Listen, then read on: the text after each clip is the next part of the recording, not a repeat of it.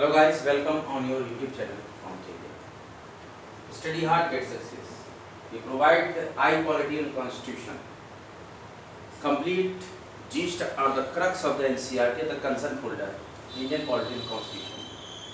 हम NCERT के पूरे जूस को निचोड़ को पढ़ा रहे हैं और जो विद्यार्थी नए हों वह कृपया कॉम्टेरिया को सब्सक्राइब कर दें, वीडियो को लाइक करें और शेयर करें। हमारा पिछला टॉपिक था पंचायती राज का महत्व।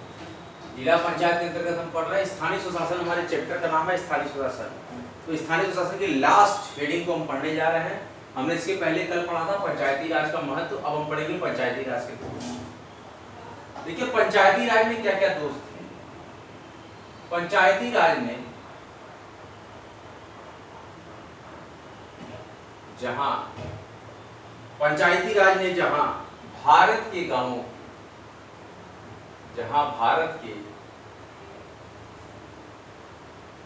की चौमुखी का मतलब चारों प्रकार से, हर तरफ से प्रगति के द्वार खोले हैं।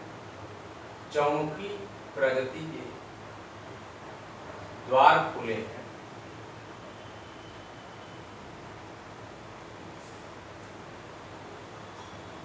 वहीं अब ये आ गया टर्निंग पॉइंट। वहीं उनमें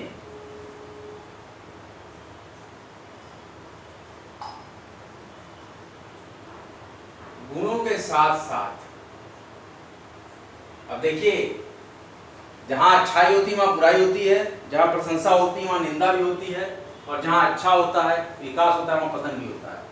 पंचायती राज ने जहां भारत के गांवों की चौमुखी प्रगति के द्वार खुले हैं, वहीं उनमें गुणों के साथ साथ निम्नलिखित दोष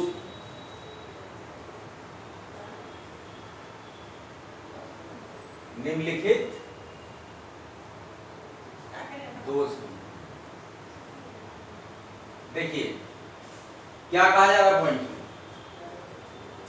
point have clearly describe that in panchayati raj, panchayati raj ने जहां भारत के गांव की चौमुखी विकास में और विकास के द्वार खुले हैं, वहीं पंचायती राज में गुणों के साथ साथ निम्नलिखित दोष भी हैं। पहला दोष हम पढ़ते हैं क्या है। पहला दोष है पंचायती राज के लिए होने वाले चुनाव। पंचायती राज के लिए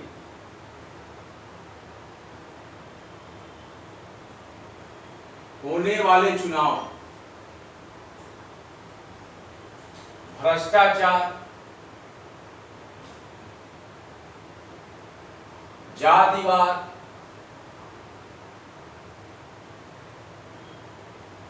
गुटबाजी और खूनी संघर्ष लेकर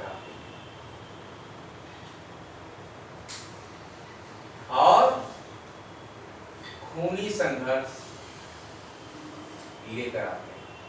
देखिए क्या कहा जा रहा है।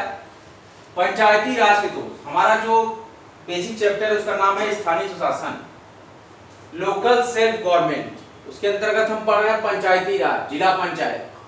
अब हम पंचायती राज के दोष पढ़ रहे हैं। इसके अंतर्गत सब हेडिंग है। तो पंचायती राज ने जहां भारत के गांव की चौमुखी प्रगति के द्वार खोले हैं, वहीं इसमें गुणों के साथ साथ निम्नलिखित दोष भी है। पहला दोष है कि पंचायती राज के लिए होने वाले चुनाव भ्रष्टाचार, जातिवाद, गुटबाजी और खूनी संघर्ष लेकर आते हैं। दूसरा जो ड्रॉबैक है वो क्या है। पंचायतों के गठन के समय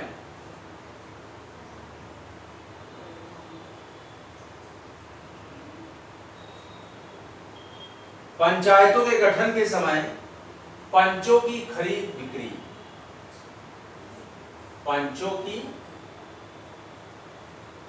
खरीद बेच, पंचों की, देखिए ध्यान दीजिए,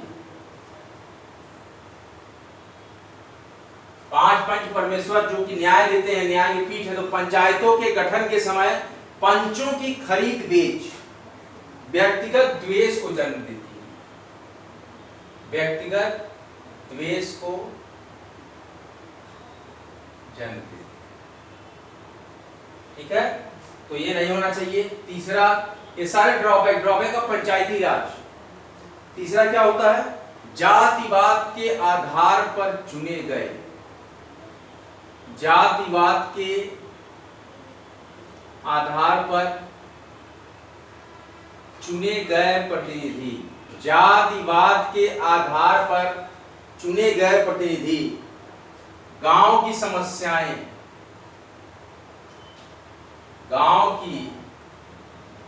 समस्याएं सुलझाने के बजाय उलझा देते हैं,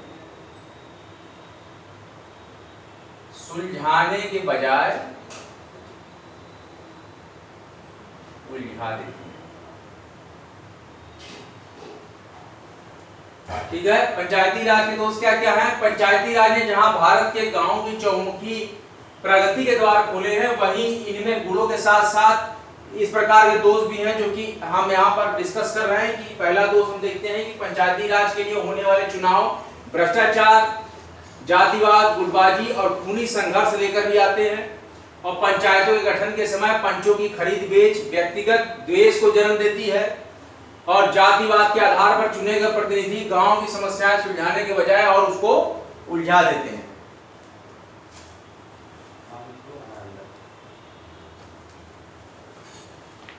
उलझा देते हैं। और यहाँ चौथा हम देखते हैं, अगर पंचायती चुनाव द्वेष, पंचायती चुनाव देश, ईर्ष्या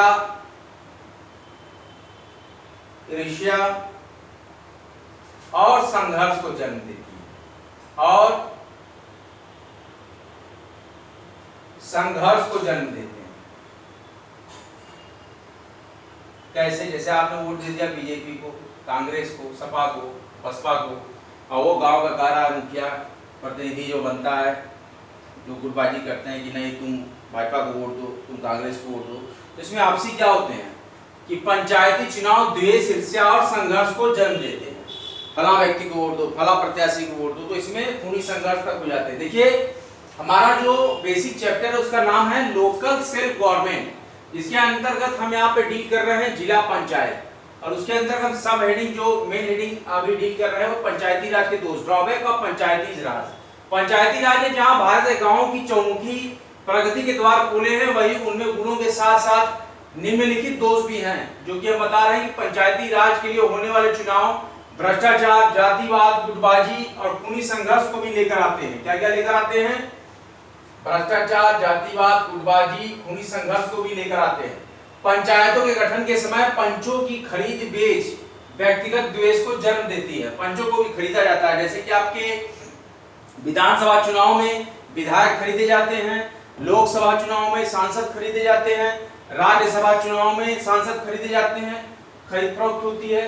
जैसा कि कई मामला हमने देखा था कि इस तरीके का हमको देखने में मिला है पिछले कई प्रांतों में, तो उसी प्रकार से पंचायतों के चुनाव में भी किया रहता है। और जातिवाद के आधार पर चुने गए प्रतिनिधि गांव की समस्याएं सुलझाने के बजाय उलझा देते हैं और ज्यादा उलझा देते हैं। और पंचायती चुनाव में द्वेष, ईर्ष्या, संघर्ष को भी जन्म देते हैं। पंचायती चुनाव जब आते हैं आपसी भाईचारा इसमें टूटता है। और देख लें क्या इसमें संघर्ष है। गुटबंदी एवं संघर्ष, गुटबंदी एवं संघर्ष के कारण पंचायती राज, गुटबंदी एवं संघर्ष के कारण पंचायती राज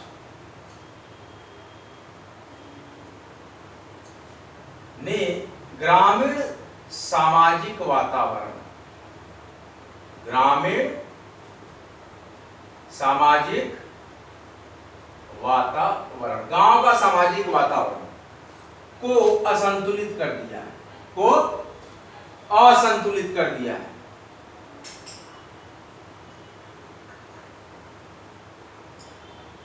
डिसबैलेंस,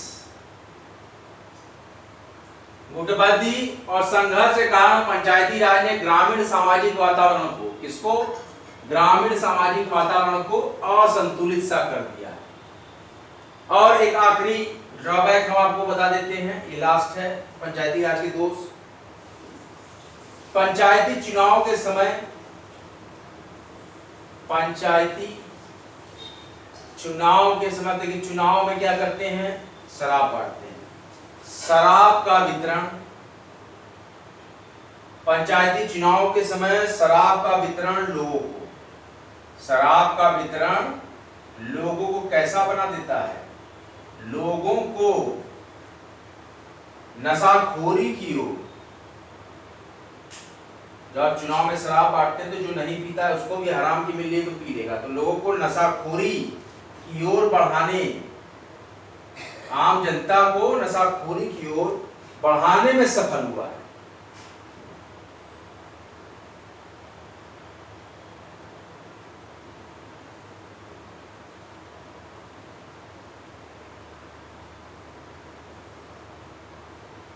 इसको अन्यथा न लें, ये किसी प्रकार की राजनीतिक चीजों की मैं बुराई नहीं कर रहा हूँ, जो संविधान में लिखा हुआ है उसे मैं पढ़ा रहा हूँ।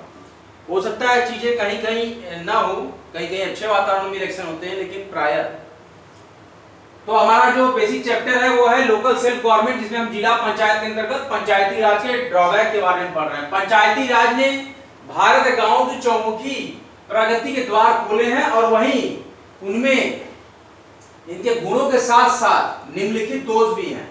पंचायती राज के लिए होने वाले चुनाव में भ्रष्टाचार, जातिवाद, गुटबाजी और खूनी संघर्ष लेकर आते हैं।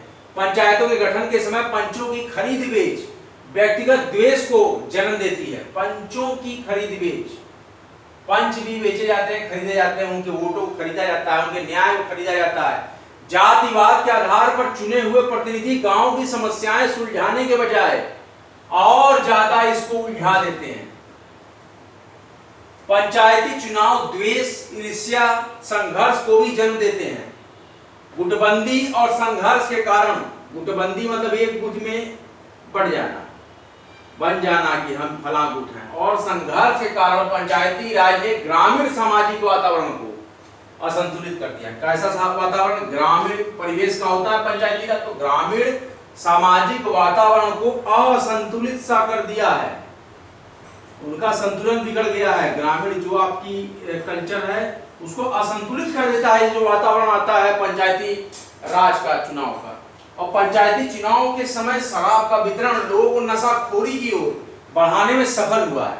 तो इस तरीके से हमने ड्रॉबैक ऑफ पंचायती राज पढ़ा, हमने जिला पंचायत के बारे में चर्चा की, हमने लोकल सेल्फ गवर्नमेंट को पूरी तरीके से सफलतापूर्वक समाप्त कर दिया इस चैप्टर को।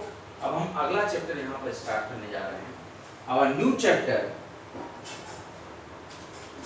नगर प्रशासन। इससे पहले हमें एक आपको रिवीजन दे देते हैं।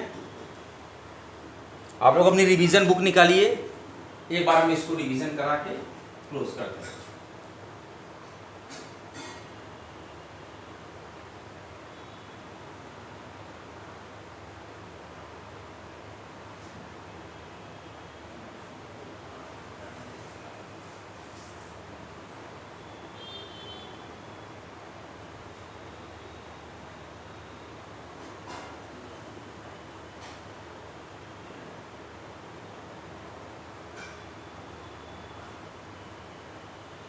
The drawback of Panchayati Raj system in India. We have some important special features for the drawback of the Panchayati Raj. पंचायती राज ने जहां भारत के गांव की चौमुखी प्रगति में द्वार खोल दिए हैं, वहीं साथ इनके गुणों के साथ साथ निम्नलिखित दोष भी है। क्या है? दोष भी है, गुण भी है, लेकिन दोष भी है। तो पंचायती राज के लिए होने वाले चुनाव भ्रष्टाचार, जातिवाद, गुटबाजी और खूनी संघर्ष को भी लेकर आते हैं। पंचायतों के गठन के समय पंचों की खरीद बेच व्यक्तिगत द्वेष को जन्म देती है। जातिवाद के आधार पर चुने हुए प्रतिनिधि गांव की समस्याएं सुलझाने के बजाय उलझा देते हैं, और पंचायती चुनाव द्वेष, ईर्ष्या, संघर्ष को भी जन्म देते हैं। गुटबाजी और संघर्ष के कारण पंचायती राज ने ग्रामीण सामाजिक वातावरण को असंतुलित कर दिया।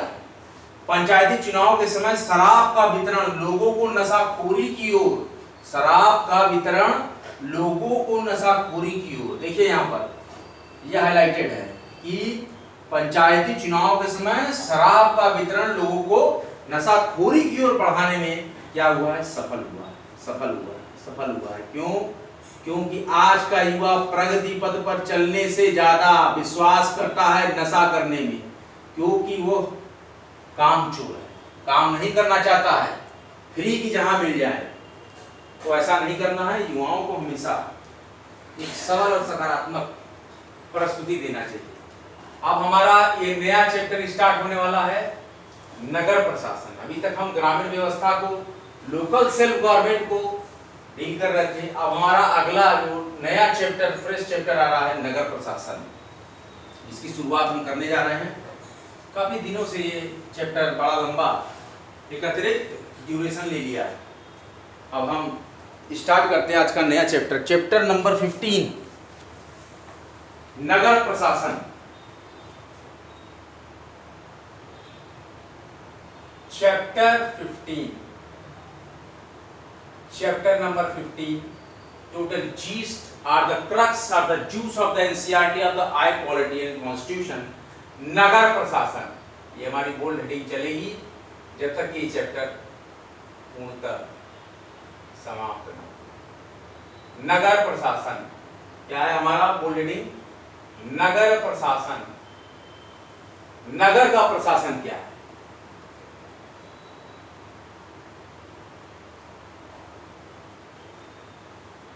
नगर प्रशासन को कानूनी रूप, नगर प्रशासन को कानूनी रूप सर्वप्रथम, नगर प्रशासन को कानूनी रूप सर्वप्रथम 1687, नगर व्यवस्था कब आई? सर्वप्रथम कानूनी रूप से 1687 में दिया गया था, जब ब्रिटिश सरकार द्वारा,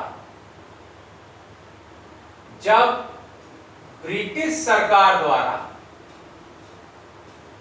हम पहले ब्रिटिशों के गुलाम थे। तो गुलामी के दिन याद करिए कि जब आपको खाने की स्वतंत्रता नहीं थी, प्राण एवं दैहिक चीजों की स्वतंत्रताएं नहीं थी, आपको अपने मन का कार्य करने की स्वतंत्रता नहीं थी, अपने देश के प्रति बखान करने की स्वतंत्रता नहीं थी, आप गुलाम थे। उस समय की ये बातें हैं। सन 1687 कानूनी रूप से सर्वप्रथम सन 1687 में हमें नगर प्रशासन को कानूनी रूप से जाना, जब ब्रिटिश सरकार द्वारा मद्रास शहर के लिए सबसे पहला नगर निगम बनाया गया था। मद्रास शहर के लिए, जब ब्रिटिश सरकार द्वारा मद्रास शहर के लिए, ध्यान दीजिएगा बहुत इंपॉर्टेंट पॉइंट है, कानूनी रूप से सर्वप्रथम 1687 में, इन 1687 ब्रिटिश गवर्नमेंट द्वारा मद्रास शहर के लिए नगर निगम नामक, नगर निगम नाम से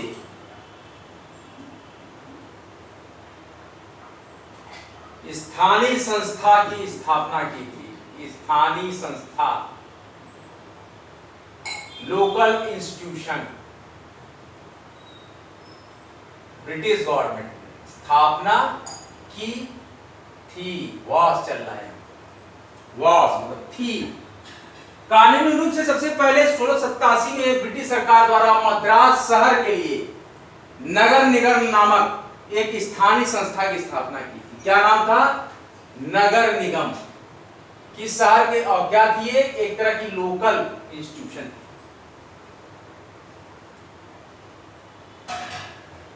In 1793 charter act, in 1793 charter act, in 1793 charter act Madras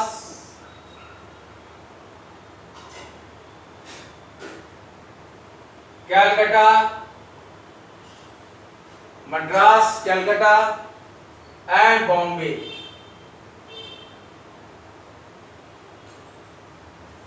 Madras Calcutta and Bombay, 3 महानगरों में, 3 महानगरों में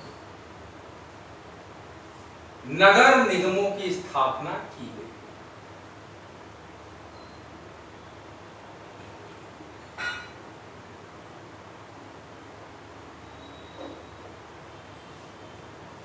कंपटीशन लेवल के 2 क्वेश्चन बने, charter act 1793 and primarily Madras city 1687। 2 question देखिए यहाँ पर आपके आ रहे हैं।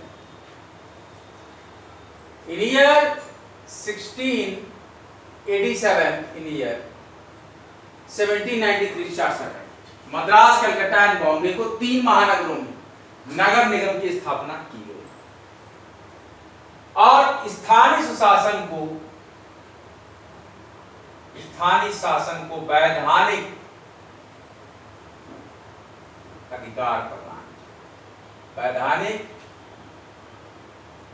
अधिकार प्रदान किया गया। वैधानिक अधिकार प्रदान किया गया।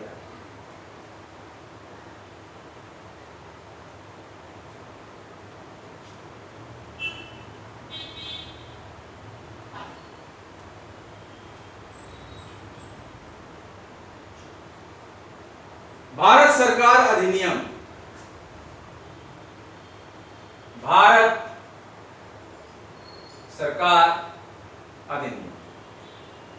1919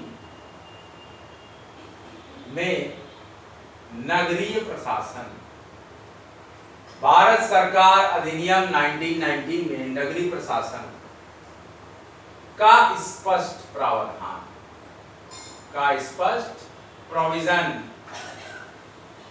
किया गया, क्लियर प्रोविजन। भारत सरकार एक्ट 1919 क्लियर प्रोविजन किया गया।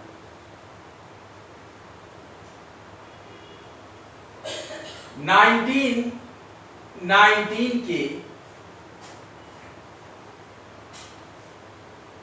एक्ट से ही, अब और क्या चीज हुई यहां पर, 1919 के एक्ट से ही JL Nehru, Sardar Patel,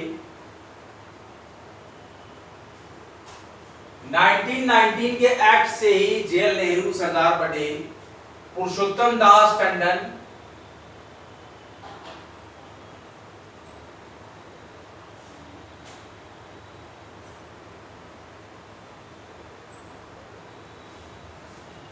in act 1919 से ही JL नेहरू, सरदार पटेल, पुरुषोत्तम दास टंडन आदि ने नगर पालिकाओं, देखिए यहां पर क्या होगा, आदि ने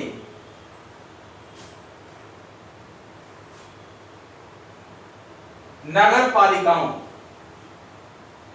में प्रवेश किया।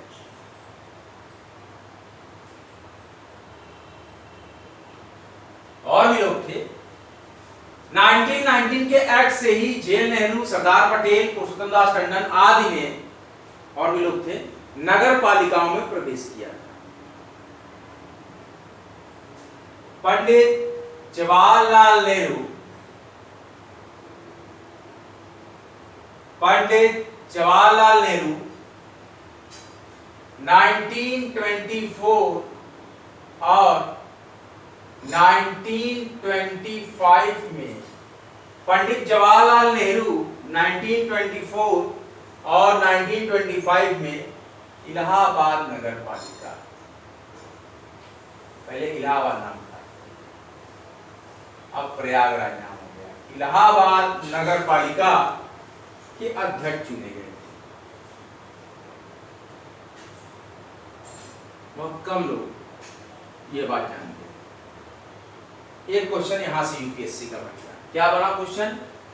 पंडित जवाहरलाल नेहरू 1924 और 1925 में इलाहाबाद नगर पालिका के अध्यक्ष चुने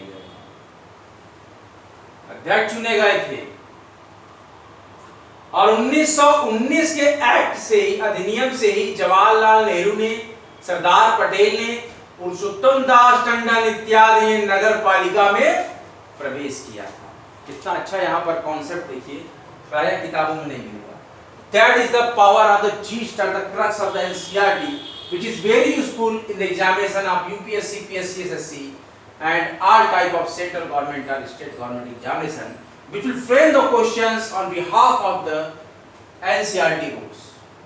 That's why the special knowledge is completely combined and structured by NCERT. What is the use of the NCERT? What is the importance of the NCERT? In some cases, the importance of the NCERT is proved itself. कानूनी रूप से सबसे पहले 1687 में British सरकार द्वारा मद्रास शहर के लिए नगर निगम नामक एक स्थानीय संस्था की स्थापना की गई थी।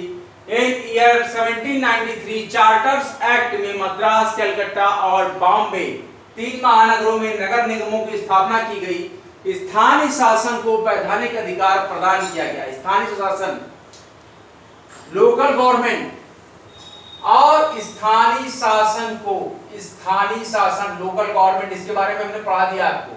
स्थानीय शासन, हम यहाँ पर नगर प्रशासन के बारे में चर्चा करेंगे। इसके पहले मैं ग्रामीण प्रशासन के बारे में चर्चा किया था। अभी हमारा जो मोटो होगा नगर प्रशासन के बारे में चर्चा करना। तो स्थानीय शासन को वैधानिक अधिकार प्रदान किया गया था। और भारत सरकार अधिनियम 1919 में नगरीय प्रशासन का स्पष्ट प्रावधान किया गया है। अर्बन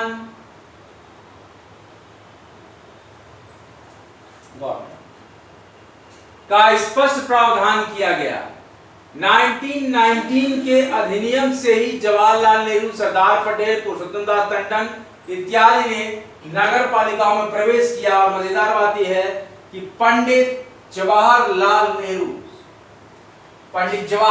नेहरू ने 1924 और 1925 में इलाहाबाद नगर पालिका के अध्यक्ष चुने गए। जवाहरलाल नेहरू 1924 और 1925 में इलाहाबाद नगर पालिका के अध्यक्ष चुने गए थे। अभी इलाहाबाद का नाम प्रयागराज हो गया है।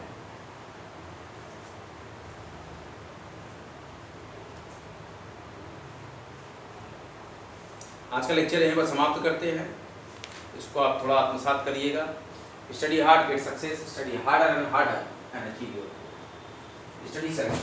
फ्री एजुकेशन वर्ल्डवाइड, मुफ्त शिक्षा आपके द्वार। क्या आप हैं तैयार? सभी पढ़ें, सभी पढ़ें। सभी महत्वपूर्ण बुजुर्गों के साथ हम इंडियन पॉलिटी और कॉन्स्टिट्यूशन की बड़े रोचक लेक्चर्स यहाँ पर चलाते हैं। हम परफॉर्म करते हैं I polity and constitution.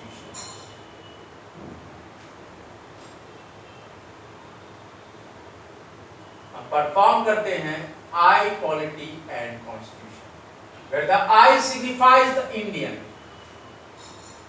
Vacancy updates, हम आजकल वैकेंसी अपडेट्स भी देते हैं।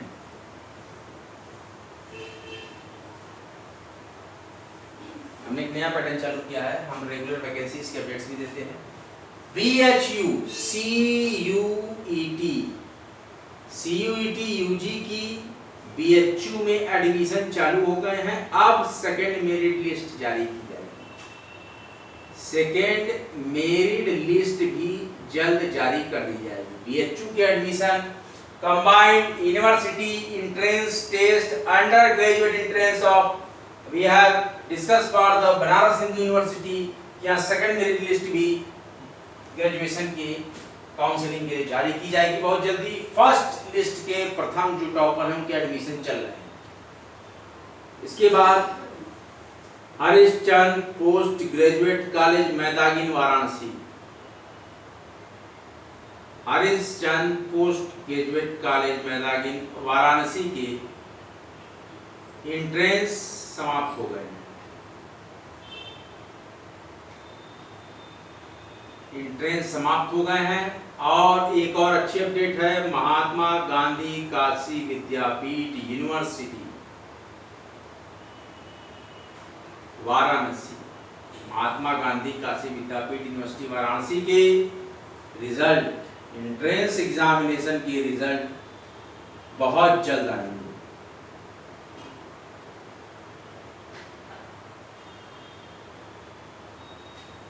महात्मा गांधी काशी विद्यापीठ यूनिवर्सिटी वाराणसी के एंट्रेंस एग्जाम के रिजल्ट बहुत ही जल्दी आएंगे। एंट्रेंस अभी हो चुके हैं, रिजल्ट आने की बात हो रही थी कि 6 तारीख के बाद से ही रिजल्ट आने चालू हो जाएंगे। तो रिजल्ट आ जाएंगे 8 तारीख तक। अभी एग्जामिनेशन चले हैं लास्ट। और इसके साथ ही साथ आपका आज लास्ट डेट था Rajasthan public service commission law officer exam की आज लास्ट डेट थी आज फॉर्म की 9 अगस्त। अब आज की डेट के बाद वो फॉर्म डेडलाइन हो जाएगी। और आरपीएससी में ही एक एग्जामिनेशन डेट निकल के आई है। RPSC Rajasthan administrative services preliminary examination, Rajasthan administrative services pre exam 1 अक्टूबर को प्रपोज डेट आ गई, 1 अक्टूबर 2023। जिन भी विद्यार्थियों ने 905 पद के लिए राजस्थान पीसीएस का फॉर्म भरा है वो 1 अक्टूबर 2023 को परीक्षा देने के लिए प्रारंभिक परीक्षा तैयार रहें, जिसमें कि आपको राजस्थान की हिस्ट्री, राजस्थान की ज्योग्राफी, राजस्थान की इकोनॉमिक्स, राजस्थान की कल्चर, राजस्थान के खेल कूद, राजस्थान की समसामयिकी, भारत की समसामयिकी, भारतीय इतिहास, भारतीय भूगोल, भारतीय अर्थव्यवस्था, भारतीय राज्य व्यवस्था, राजस्थान की राज्य व्यवस्था, समान विज्ञान, विज्ञान प्रौद्योगिकी आईटी, और उसके साथ ही साथ उपग्रह सैटेलाइट से संबंधित विज्ञान प्रौद्योगिकी के आईटी के महत्वपूर्ण जो भी क्वेश्चंस यूपीएससी पूछे जाते हैं, इनसे संबंधित सारे प्रश्न आएंगे। और सामान्य विज्ञान के बड़े ही रोचक प्रश्न आते हैं, तो आपको अगर तैयारी करनी है तो इस तरीके से आप तैयारी करें। और इंडियन पॉलिटी कॉन्स्टिट्यूशन तो मैं अच्छे से पढ़ा ही रहा हूँ आपको, तो वो सेक्शन आपका बराबर तैयार है। अब इसके साथ ही साथ एक अपडेशन आ रही है कि UP public service commission, UP public service commission में विभिन्न 7 प्रकार की वैकेंसीज आने वाली है। 7 प्रकार की भर्ती। उत्तर प्रदेश लोक सेवा आयोग में पहली भर्ती review officer, assistant review officer 250 पद। इसके बाद LT grade assistant teacher 6000 post, LT grade assistant teacher 6000 post, government inter college प्रवक्ता, गवर्नमेंट इंटर कॉलेज प्रवक्ता, इसके कुछ पद आएंगे 3000 के लगभग। और इसके साथ ही साथ ब्लॉक एजुकेशन ऑफिसर, खंड शिक्षा अधिकारी के 39 पद खाली हैं। कुल मिलाकर 90 पद तक हो चुके हैं। 90 या 100 पद के फॉर्म आएंगे, बहुत ज़्यादा नहीं है कि लोग अंदाजा लगा रहे हैं बहुत ज़्यादा, लेकिन आएगा नहीं। और यहाँ आरओ में आरओ के 135 पद हैं, ये आरओ के 135 पद हैं और आरओ के लगभग 195 पद हैं लगभग। अब इसके बाद जो 1 2 3 4 भर्ती हुई, इसके बाद और भर्तियां भी आएंगी आपकी। यूपी पीसीएस आ सकती है, UP PCS 2024, UP PCS 2024 PT का फॉर्म आ सकता है। और इसके बाद यूपी एपीएस आएगा, UP APS assistant personal secretary, stenographer होता है सचिवालय का मुख्य स्टेनो, जिसका ग्रेड पे काफ़ी अच्छा होता है 4600। तो एपीएस के फॉर्म, एपीएस की भी भर्ती 12 साल में कंप्लीट हुई है। एपीएस के फॉर्म भी 10 12 15 साल बाद आए हैं। तो यूपी एपीएस जो स्टेनो की तैयारी कर रहे हैं बच्चे, उनके लिए भी फॉर्म आने वाले हैं। यूपी ट्रिपल एससी में 12 अगस्त से फॉर्म भरा जाएगा, जूनियर असिस्टेंट और अन्य क्लर्क के, और इस तरीके से कृषि सहायक। बने रहे जमे रहे आपके महत्वपूर्ण चैनल।